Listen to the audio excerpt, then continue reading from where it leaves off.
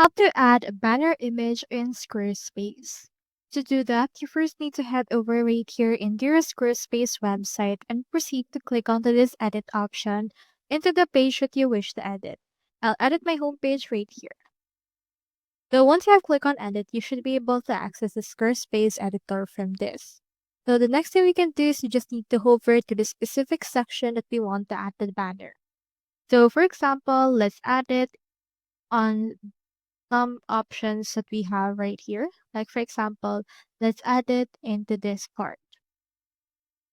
Now hover to that and in here click on this edit section or the pencil icon that will appear. From in this you can see the background. So click on that and you can choose between images, videos, and art. So since we will add a banner image, let's choose image and click onto this add an image. You can upload a file, select from library, browse tag images, or browse backgrounds.